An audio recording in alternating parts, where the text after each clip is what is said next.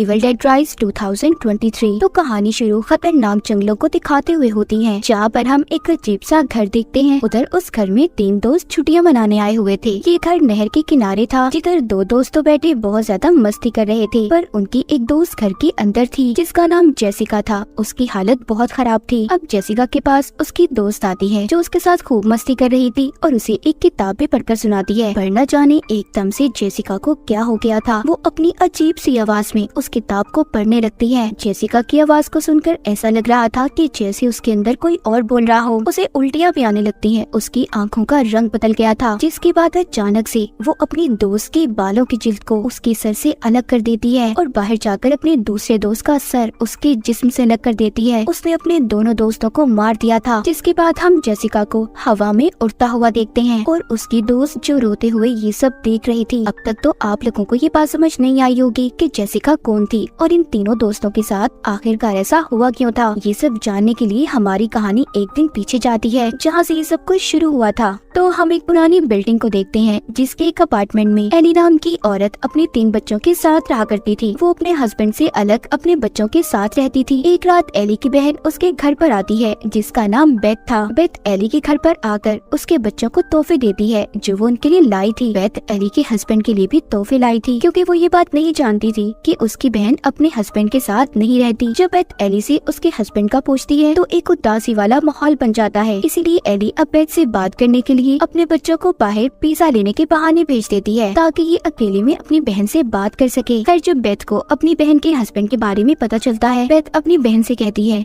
कि उसे इस बारे में उसे बताना चाहिए था। उधर बच्चे जब पिज्जा लेकर वापस आ रहे थे तो अचानक से अर्थक्वेक ज़लज़ला आ गया था। एली के तीनों बच्चे कार पार्किंग में बैठ जाते हैं। थोड़ी देर बाद सब कुछ ठीक हो गया था, पर बात सिर्फ इतनी सी नहीं थी। एली का बड़ा बेटा डैनी देखता है कि ज़लज़ला आने की वजह से कार पार्किंग में एक बहुत बड़ा सुराख हो गया था, इतना बड़ा कि वो उसके अंदर भी जा सकता था। अब डैनी ये सब देखने के अंदर क्या हो सकता है, वो सुराख के अंदर चला जाता है, जहाँ पर उसे कुछ किताबें और रिकॉर्डेड ऑडियो टेप्स मिलती हैं और टेप के ऊपर पार्ट 1, 2 और 3 लिखा हुआ था। उसे कुछ प्रीस्ट फादर की तस्वीरें भी मिली थी। साथ ही उसे वहाँ पर बहुत से होली क्रॉस भी नजर आते हैं, जिनको देखकर ये बात तो साफ थी कि यहाँ पर किसी बुरी ताकत को कैद करने का एक्सॉर्सिज्म जादू किया होगा। वहीं पर वो एक कब्र को भी देखता है, जिसमें से जीसस क्राइस्ट की भी मूर्ति निकलती है। उसे उस कब्र से एक किताब भी मिली थी जो कपड़े में ढांपी हुई थी। डैनी बिना कुछ जाने उसे अपने साथ ले जाता है। उधर ऊपर इनकी मॉम एली अपने बच्चों के लिए परेशान हो रही थी, क्योंकि उन्होंने टीवी पर इस खबर को सुना था कि ज़लज़ले की वजह से आसपास की बिल्डिंग्स को बहुत नुकसान हुआ है। इसलिए एली अपने पड़ोस में एक लड़के के पास जाती है, उससे अपने बच्चों को ढूंढने के लिए मदद मांगती है। साथ ही वहाँ पर एक बुजुर्ग लेडी भी थी, मगर थोड़ी ही देर बाद एली के बच्चे लिफ्ट से घर में आ गए थे, जिन्हें देखकर एली बहुत डांटती है और ये भी कहती है कि जब ज़लज़ला आए तो लिफ्ट का इस्तेमाल नहीं करना चाहिए। इतना कहकर वो अपना काम करने लॉन्ड्री के लिए कपड़े लेकर लिफ्ट से जाने वाली थी। उधर डैनी उस किताब को और जो ऑडियो टेप्स उसे मिली थी उन्हें लेकर कमरे में चला जाता है। अब वो उस किताब को खोलने की कोशिश कर रहा था, पर वो नहीं खुलती, क्योंकि वो किताब नुकीले दांतों से बंद थी। उस किताब को देखकर ऐसा लग रहा था कि जैसे वो किसी का मुंह हो। तभी उसकी उंगली उन नुकीले दांतों पर लग जाती है, जिससे खून आने लगा था, जो उस किताब पर भी गिरता है। पर हैरान कर देने वाली बात ये थी कि वो किताब उसके खून को अपने अंदर जज्ब कर लेती है और तभी वो किताब खुल भी गई थी। हम देख पाते हैं जिसमें अजीब अजीब तरह की तस्वीरें थी, जैसे कोई किसी पर जादू कर रहा हो। डैनी उस किताब को तो नहीं पढ़ता, पर जो उसे ऑडियो टेप्स मिली थी उन्हें चलाकर सुनने लगता है, जिसमें पहली ऑडियो टेप में एक फादर थे जो बता रहे थे कि हमने अपने साथियों के साथ किताब को जानने की कोशिश की है, जिसमें अजीब तरह के जादू के बारे में बताया गया है। अब अगली बात दूसरी ऑडियो टेप में थी। डैनी जब उसे चलाता है, जिसमें फादर उस किताब के बारे में बता रहे थे कि ये किताब उन्हें मिली कहाँ से थी, पर अचानक से वो ऑडियो टेप में से एक डिमोनिक आवाज आने लगती है, जैसे कोई काली ताकत उसमें कैद हो और बाहर आने की कोशिश कर रही हो। डैनी उस टेप को रोकने की कोशिश करता है, पर नहीं रोक पाता। तभी हम देख पाते हैं काली ताकत उस टेप से आजाद होकर लिफ्ट में एली के अंदर आ गई थी, जो आते ही एली की हड्डियों को बुरी तरह से तोड़ देती है और उसे बहुत ही बेरहमी से मार रही थी। डैनी उधर ऑडियो टेप को रोकने की बहुत कोशिश करता है, पर नहीं कर पाता।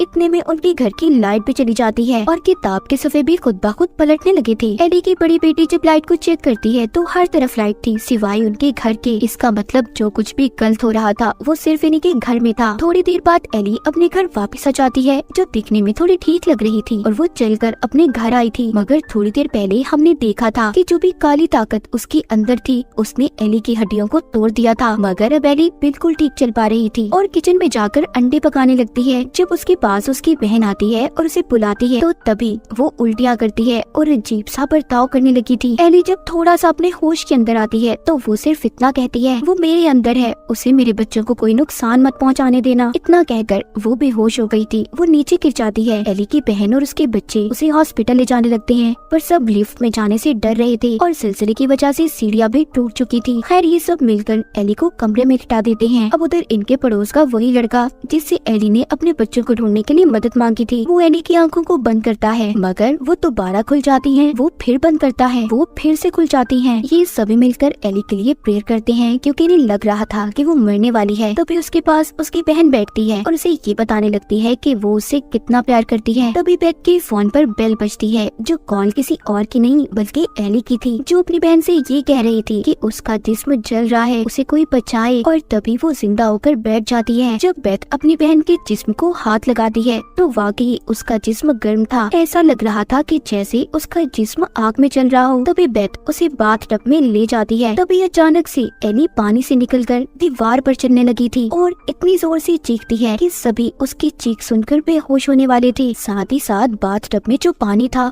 वो भी उबल रहा था। एली एक एक कर सभी पर हमला करती है। वो अपनी बेटी को मारने की कोशिश कर रही थी। तभी उसका बेटा डैनी एली को पीछे करता है क्योंकि वो जानता था कि उसकी मॉम के अंदर कोई काली ताकत आ गई है। यहीं पर एली अपने पड़ोस में रहने वाले लड़के की आँख को भी निकाल देती है और दूसरे पड़ोसी के मुंह में फेंक देती है। इस बात का फायदा उठाकर बेथ अपार्टमेंट के दरवाजों को बंद कर देती है। उसके साथ एली के बच्चे भी थे। अब बेथ एक सुराग से देखती है घर के अंदर जितने भी लोग थे एली ने सबको मार दिया था। बाहर एली की बेटी अपने भाई डैनी से लड़ती है क्योंकि वो भी जान गई थी कि सब कुछ उसी की वजह से हुआ है। उसने टेप रिकॉर्डर को चलाया था और उस जादुई किताब को खोला है। इधर ये सब आपस में लड़ाई कर रहे थे। उधर एली अपनी सबसे छोटी बेटी को अपनी बातों में पहला फुसलाकर उससे थोड़ा सा गेट खुलवा लेती है। एली की बड़ी बेटी के साथ भी अब अजीब होने लगा था। उसके चेहरे पर अजीब से निशान आ रहे थे और मुंह से कीड़े निकलते हैं। जब बेथ एली की बड़ी बेटी के पास जाती है तो वो किचन में कांच के टुकड़े खा रही थी। इसका मतलब वो भी उस काली ताकत के कंट्रोल में थी जिस काली ताकत के कंट्रोल में एली थी। इसका मतलब ये था कि एली की बड़ी बेटी भी उसकी तरह पोसेस्ड हो चुकी थी। वो अपनी आंटी बेथ पर हमला करती है और साथ ही अपनी बहन को मारने की भी कोशिश कर रही थी मगर उसकी छोटी बहन अपनी डॉल को उसके सर पर मारती है और अपने आप को बचा लेती है। अब बेथ को भी डैनी सब बताता है कि ये सब उसी की वजह से हुआ है। अब बेथ सब जानने के बाद डैनी के कमरे में जाती है ताकि वो आखिरी टेप रिकॉर्डर को सुन सके। बेथ हेडफोन लगाकर टेप रिकॉर्डर को सुनने लगती है कि जो भी गलत हो उसी के साथ हो, कोई और उसे ना सुन सके। बेथ जब तीसरी और आखिरी रिकॉर्डिंग को सुनती है तो यहाँ पर अब बेथ को सारी सच्चाई का पता चलता है। असल में ये किताब एक प्रीस्ट फादर को मिली थी और वो इस किताब को पूरा पढ़ना चाहते थे लेकिन फिर चर्च वालों ने फादर को चर्च से निकाल दिया क्योंकि ये एक डिमोनिक किताब थी। ये इंसानी जिल से बनी थी और इस पर इंसानी खून से लिखा हुआ था। इस किताब में हैंडोजक के खतरनाक डीमंस को बुलाने के तरीके थे और इन्हीं सब बातों को वो फादर समझना चाहते थे। अब यही बातें बेथ बैठी रिकॉर्डिंग में सुन रही थी।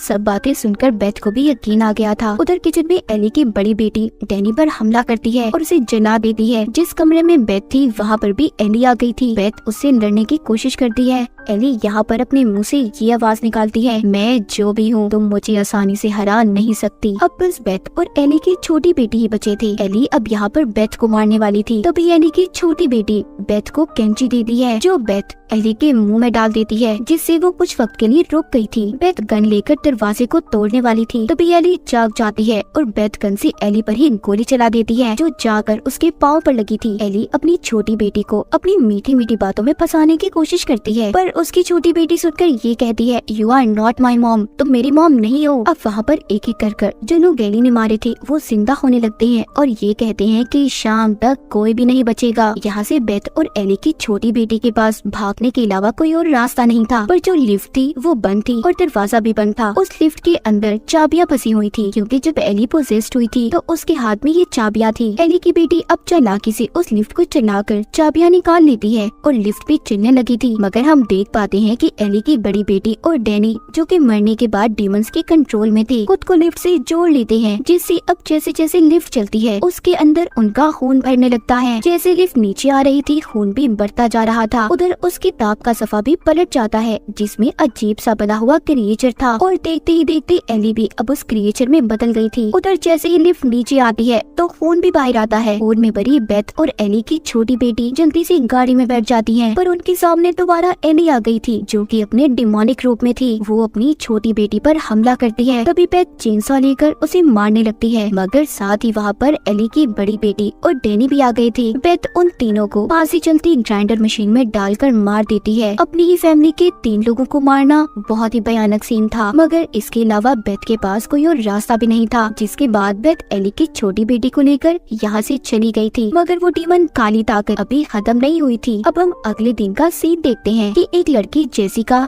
उसी लिफ्ट से नीचे आती है, जो एली के नीचे वाली बिल्डिंग में रहा करती थी, और जेसिका वही लड़की थी जो हमने कहानी के शुरू में भी देखी थी। अब जब ये लिफ्ट से नीचे आती है तो बहुत सारा खून देखती है और पुलिस को कॉल करने वाली थी। तभी वही डीमन जो एली के अंदर था वो आकर जेसिका को भी पोजेस्ड कंट्रोल कर लेता है। अब आपको यहाँ पर समझ आ गई होगी कि जेसिका ने अपने दोस्तों को क्यों मारा, और अभी भी वो डीमन जेसिका के अंदर ही है। आगे वो डीमन क्या तबाही फैलाने वाला था कोई नहीं जानता। और इसी के साथ इविल डेड राइज की ये कहानी यहीं पर खत्म हो जाती है।